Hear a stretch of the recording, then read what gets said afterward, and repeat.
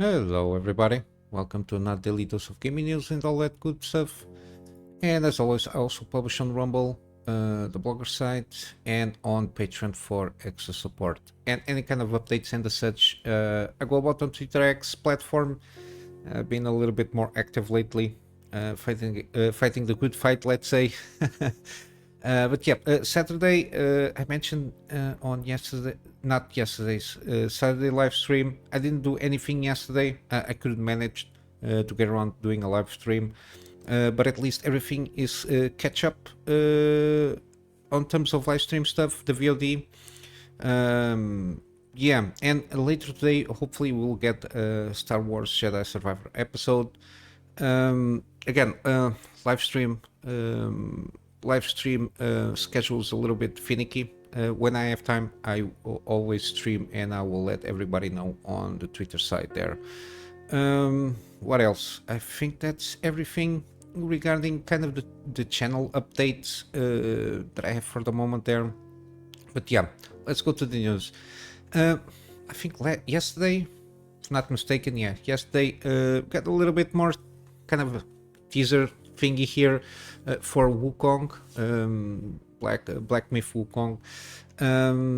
Again, just to reiterate, the game will launch on August 20, if no more delays are happening. Supposedly, everything is on par to launch on August, so hopefully it will be excellent game. I think from the information that we've been getting, again, this is not going to be something like Elden Ring, which is like huge open world where you can traverse. I think this is like open areas, more mission driven kind of gameplay. Even though it seems pretty good, the combat so far and the action and the graphics and everything seems excellent. I just hope in terms of performance it goes well. But yeah, I will, as usual, will wait for reviews from the usual suspects, not only from the mainstream, but I have usually 5 people that I try to follow up on reviews before I make a decision when buying the game, and I advise to do so. Again, no pre-orders on anything. The only mistake, the only thing that I managed to not following my own advice was with Elden Ring Shadow of the Earth 3. It's the exception that confirms the rule, basically, which is no pre-orders of anything, wait for reviews, check if the performance is good, and all that jazz. Yeah, it's the only exception ever that I made, mainly given the track record of From Software regarding how they launch their games. And talking about that, we got a teaser here, an image teaser, like a couple of days ago at least. I didn't mention this. Again, I didn't do anything on Saturday and on Sunday. I think this was launched 17th. I think it was Friday, after I did all the episode stuff. Again, very interesting. This seems like an enemy. Again, as we've been seeing a lot, the Shadow of the Earth 3, I think we're going to get a lot of Crucible stuff, especially from that time or period. We should get a little bit more information regarding like the backstory of Marika. Marika? Oh my god. I was thinking about the other character. Yeah, but Marika.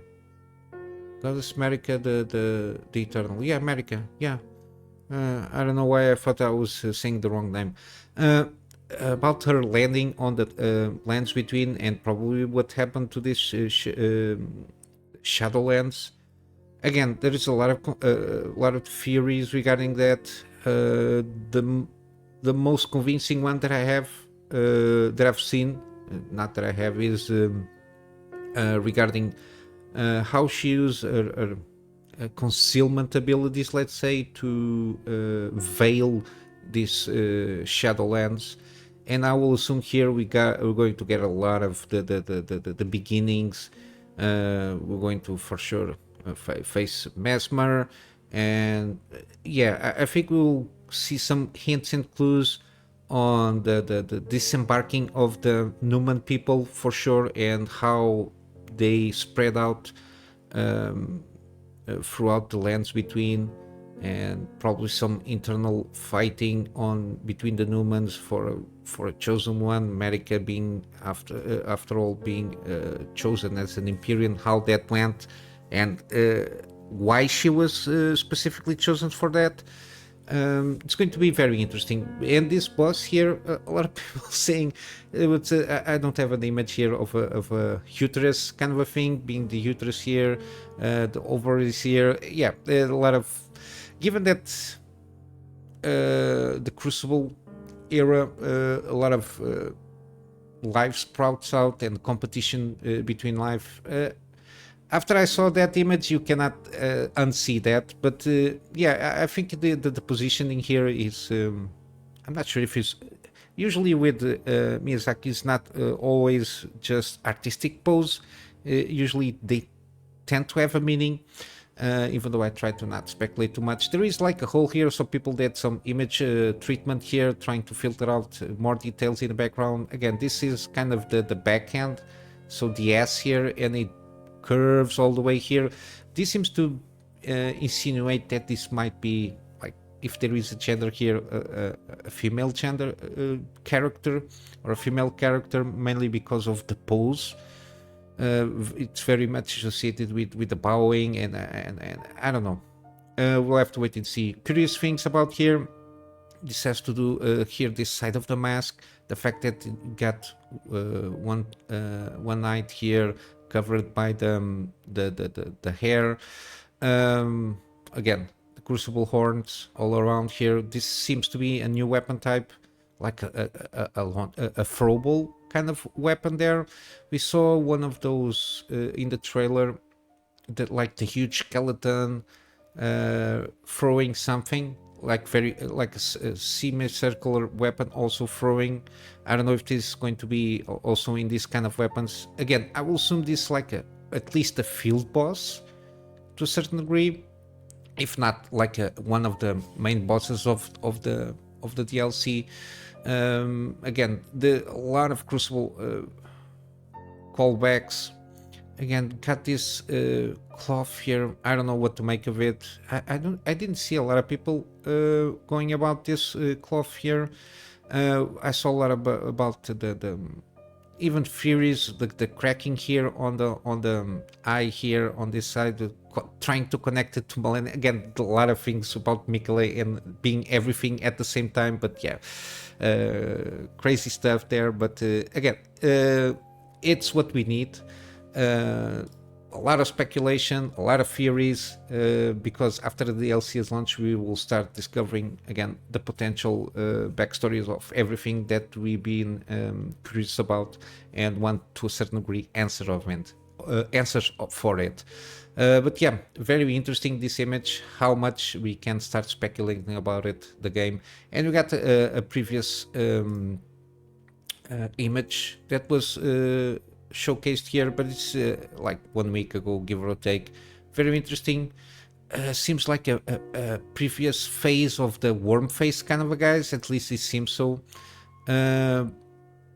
Yeah, regardless, we will have to check what this is all about here, because this guy, it seems like the old man in the painting, kind of the same kind of rope stuff, got a cane here. This is like the swamp thing for sure. This is going to be a very difficult area for sure.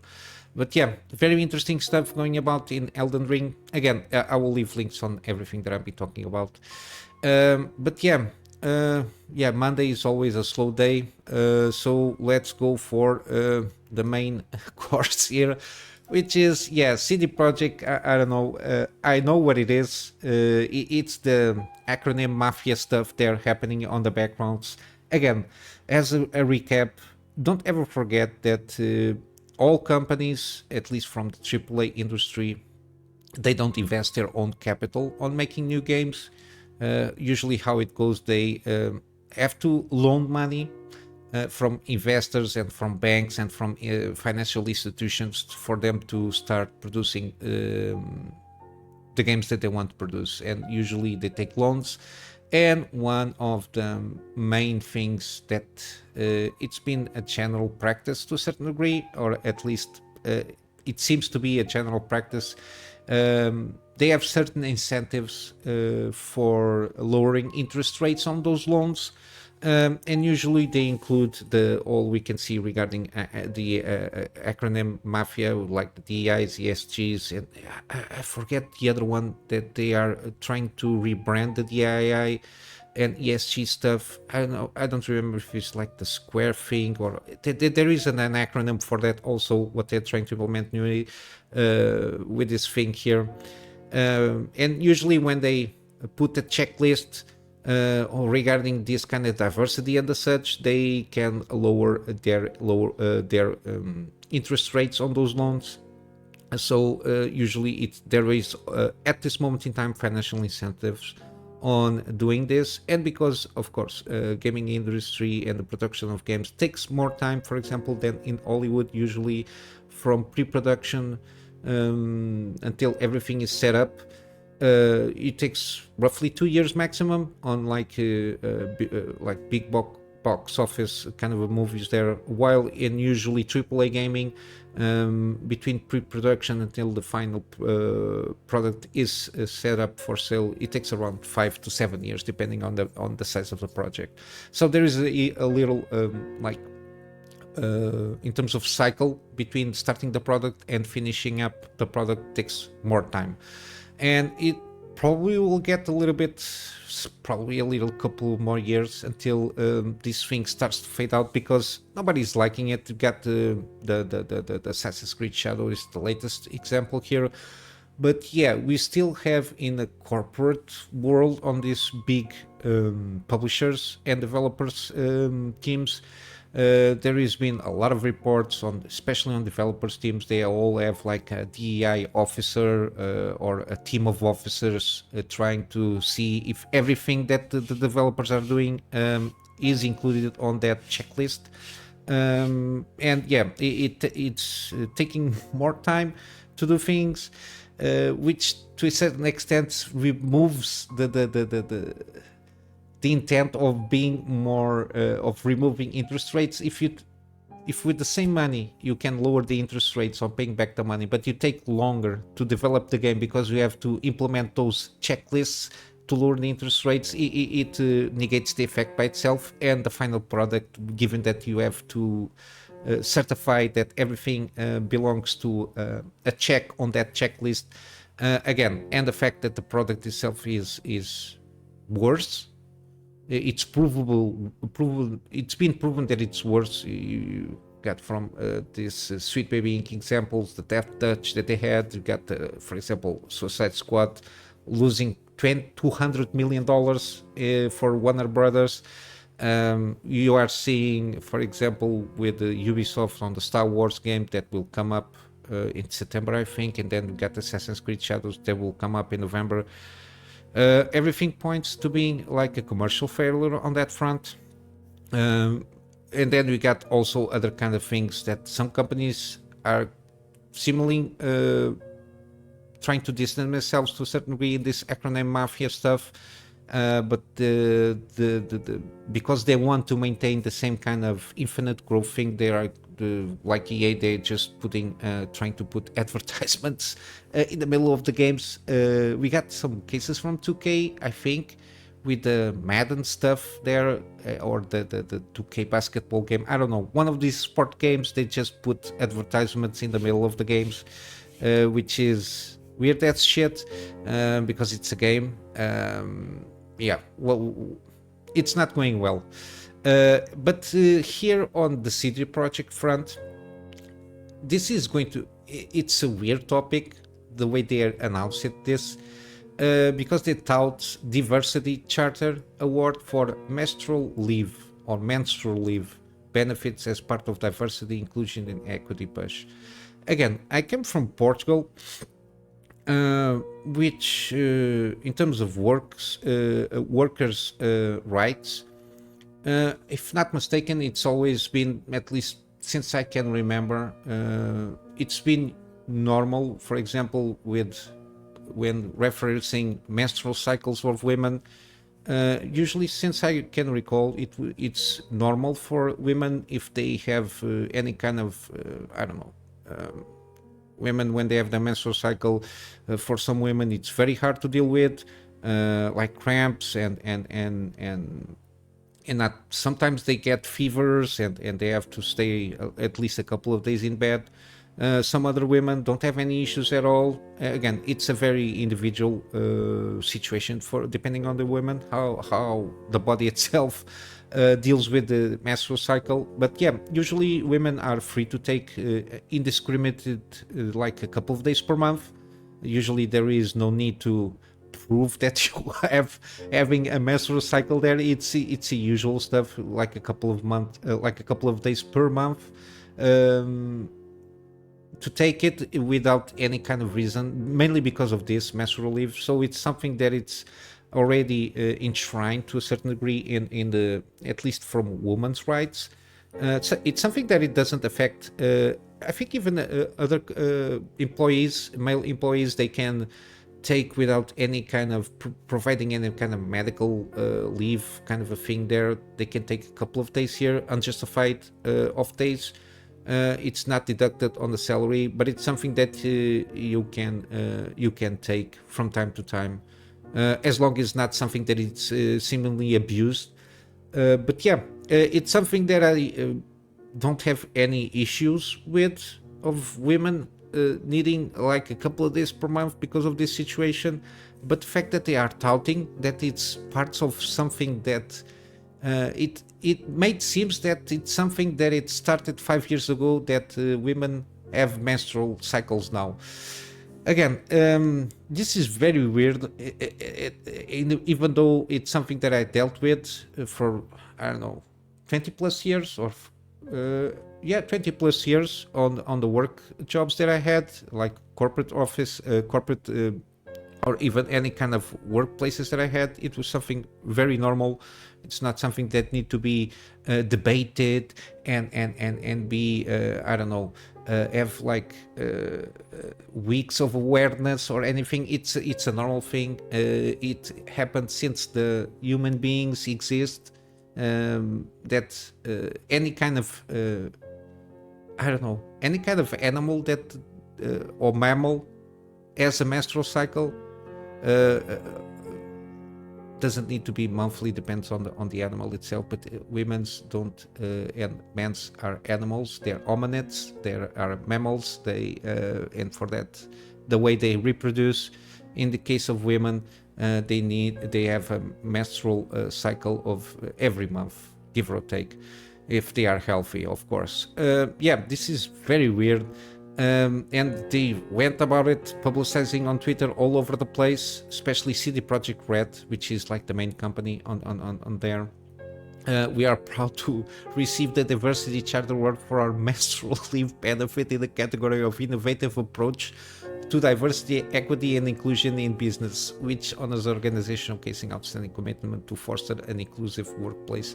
Again, it bears the question what the fuck they were doing before this was happening. Were they firing women because they had to take a leave for menstrual cycle thingy there? Again, I don't know, it seems that was very medieval, especially it's in the Projekt Red, because they now need to count that there is this kind of benefit for women. It's a, again, this is insane, the bounds and that they are willing to go there, and they continue it there. Then they give a summary of impact of benefit during the first 9 months of implementation. Then they even put stats: 39% of eligible reds, now they put the word game there, have taken menstrual leave at least once on a monthly average, and bada bada bada bada. And then they, of course, they have a director of cultural diversity and inclusion. This woman, I'm not going to butcher her pronouncement of the name there. These numbers, along with the recognition we receive, show that Reds are using these benefits responsibly and highlight the safety and supportiveness of our workplace. Again, this is very weird, the way they are going about it. all these happy faces because they now have menstrual leave. I don't know what to tell you. It's so weird. Next they could, but they continue. But we are not stopping here. We are now part of the career cycle, a program initiated by the whatever this how you pronounce this foundation. This initiative unites organizations and companies that create an inclusive work environment by increasing awareness of menstrual health. Again, now we are going. What we are going to see, the consequence of this is now that you're going to see a lot of men identifying as a woman, and they will have to have the need of having a menstrual cycle kind of days off here. That's what you're going to see. Again, productivity will plummet to a certain degree. I'm not going to take a chance of how in terms of percentage we will be. But yeah, this is something that, for example, I come from Portugal, which is very, it's always been normal. I don't know, in other countries, I suppose it's kind of the same. In all European countries, they have the woman rights stuff in the workplace. I think it's a normal thing to happen. Yeah, but the fact that, I don't know, welcome to modern society, CD Projekt Red, I don't know, because if this is something that it only started 9 months ago, it bears the question of what the fuck they were doing in there before the 9 months project started. I really don't know. Would the women had to use diapers or more pads to endure the day and drug themselves to go throughout the day when they had this situation? I don't know. This is getting a little bit. It's already a little bit out of hand, but it will level out in terms of trends. But yeah, and again, it's all about inclusively fostering a supportive workplace inside Red. CD Projekt Red was chosen the DEI award for our work in promoting examples of biological differences and creating a flexible work environment. Again, in the end, this is mainly to show to the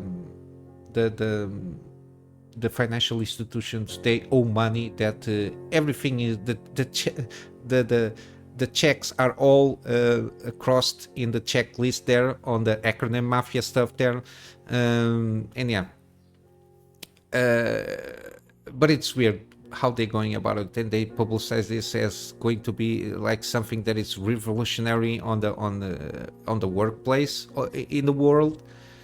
Yeah, I don't know what to tell you. This is so weird. Unfortunately, we'll see the next projects from CD Projekt Red not going to be that good, mainly because of this woke mind virus that is permeating in a lot of AAA developers and publishers. Yeah, take advantage while Cyberpunk and The Witcher 3 is on sale. They are excellent games from all the intents and purposes. I never played Cyberpunk, but from what I hear, it's one of the best games, at the same level as The Witcher 3, and I play Witcher 3 at least 4 times since it came out. But yeah, I think the Witcher remake is going to be a shit show. Now this thing is coming out, and I was a little bit reticent on the some quotes that we've been seeing from the team that is doing the Witcher remake, saying they have to modernize the game for modern audiences, even though the game is not 100 years old. It's a game that it's older in terms of the engine capabilities and what they were trying to achieve there. But yeah, the fact that they're trying to streamline it for modern audiences, the Witcher remake is not going good, and I'm very reticent on the next trilogy of Witcher games. And I'm starting to worry about a little bit on the Cyberpunk sequel. But yeah, again, as you can see, they are in full throttle still. The fight is not over for us to get better products in our hands. But yeah, and to wrap it up for today, we got the Ubisoft thingy with Assassin's Creed Shadows. I already made a video, I think last Thursday, The talk it's were more was more about trailer reaction and a little bit ranty in the sense trying to get my point of view across there. But I didn't cover too much after that. Just to wrap up, at this moment in time in this phase of gaslighting from all the main media stuff there, especially with telling that it's as an historical fact that this guy, a poor slave that was brought about as a plaything, and was offered as an object to Nobunaga. Yeah, it was a plaything, a show-off thing for them, but they want to make it seem that this man rise up to the title of samurai, which it's not true. It's fake. But at least according to historical records at the time, and for sure, if it was something that happened, there will be some historical recordings of that, because to a certain the best comparison that we have is being a samurai is basically as being a knight to a certain degree. To have a Western European equivalent is not everybody is a knight, was a knight, or you had some already. It's something is a title that usually is passed on, and in very rare occasions is something that it can be given. But yeah, there is no historical recording of this guy even being something more than what it was. He was awarded, I think, a residence or a small house. He was armed to a certain degree, like everybody at that time, from what I know. But yeah, nothing of huge relevance. He was a blip in history in terms of Japanese culture, as a little bit more, not more than a curiosity there. But yeah, it is what it is. But here is more about the financial stuff there. I think they have this fact that the stock plummet 50% after the trailer debut there. It's a little bit more of a coincidence than anything. Mainly because of the earnings recall. Again, don't forget we got the quarter earnings call from a lot of companies, and again, Ubisoft failed to meet expectations. I think from what I understand here, they were about to bring basically $400 million dollars in terms of like the net. I think it's the net operation profit, something like that. I'm not sure exactly the terminology there, but they failed to meet that expectation by 100 millions, at least that's my perception. And that's why he had some huge stock dropouts there, and the things don't seem to be going to improve on, at least for this year. This is going to be a bad year for Ubisoft again. They are going to launch the aforementioned Assassin's Creed Shadows, and before that, Star Wars Outlaw. Again, a lot of backlash coming. I missed the not the opportunity, but I missed the window there to make the commentaries as things came out. But again, if something of relevance will come out regarding these two games that I think it's worth mentioning, I will for sure do so. But yeah, a lot of gaslighting. Again, some kind of update numbers. Again, usually around in all of the, not only Ubisoft channel, YouTube, but the ratio there, it's usually around double digits. So upvotes to around 240 and downvotes 444, which is basically almost double. Yeah, it's the usual stuff that I'm missing in all the trailer, on the where the trailer is being shown, being Ubisoft, even IGN and GameSpot, and even in especially on the Japanese front there, on the Japanese channels, or when they debated. Yeah, it's a shit show in terms of ratio. But yeah, this is not going to be a good year for Ubisoft. And again, I'm pretty active on Twitter regarding these kind of things, calling out this gaslighting and trying to have at least a nuanced conversation, and nothing to and I'm for sure will not bow to any kind of this shenanigans. We even got some developers apologizing what it was like a normal take on this kind of things here from the Assassin's Creed trailers stuff there. Some having like not even close to controversial, but a normal take that an average random guy might have will not be called out. But because he was a developer inside a huge company, he had to state an apology for something and then say all inclusive and all that bullshit there. But yeah, it's again, the fight will continue. But the main thing here that I wanted to also bring out in terms of financial stuff is how Ubisoft went about, because I oversaw this situation of the game, how they are monetizing the game in the Virgin itself. And I got here Rican. This is a compatriot from Portugal, but he speaks in English, better English than me. Going about the malpractices that Ubisoft games have been going about, not only from Assassin's Creed Shadow, but previous games, and even the Star Wars Outlaws, how they're going about with their editions and the content and the malpractices in terms of the as a customer.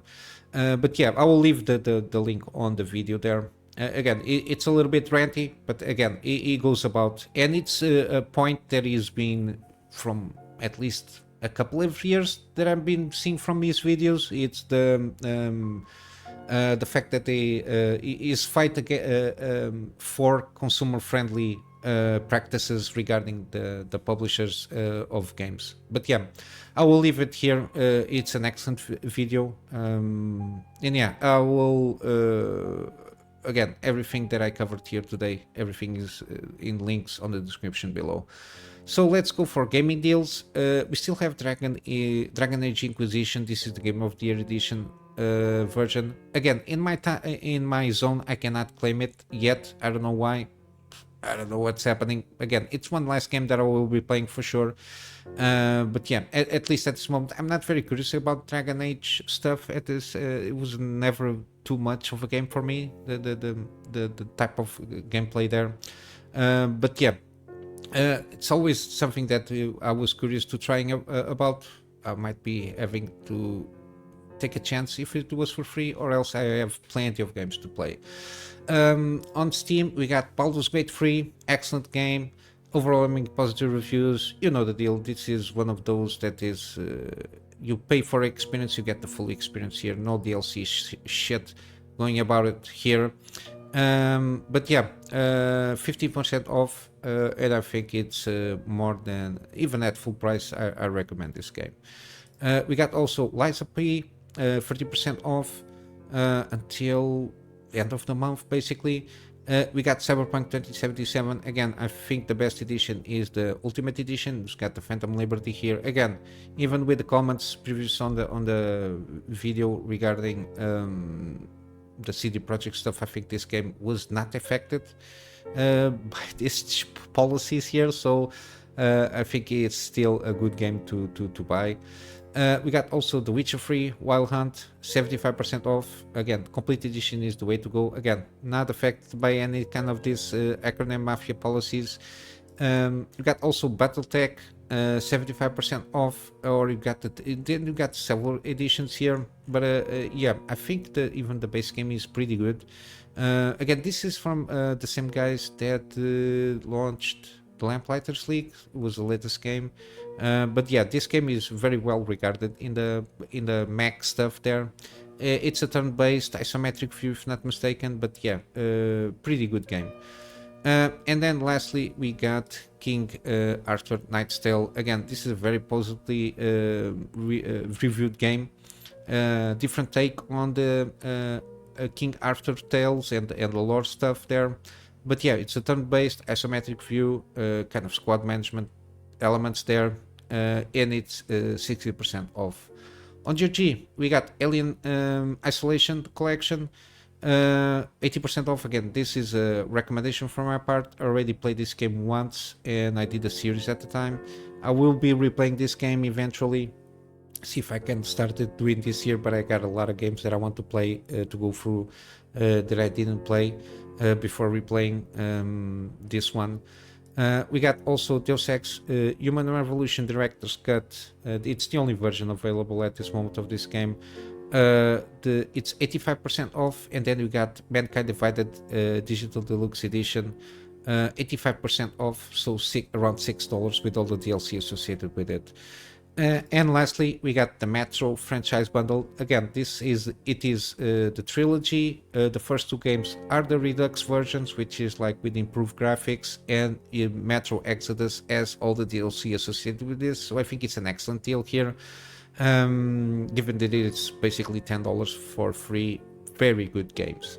And yeah, basically with all that said, I apologize for the weird edit at the middle. It's something that I don't like to do, but I had to interrupt the video that I was doing. But yeah, other than that, I will wrap up here with the plug on my Patreon for extra support. Again, the extra support is more in line for me to, at this stage, to get around getting a storage solution for me to be able to get backups of the stuff that I do for my clients, and of course some extra space for the videos that I do for the channel. And with all that said, guys, hope you have a wonderful day, and I will see you in the next one. So until then, Kunamy Master out.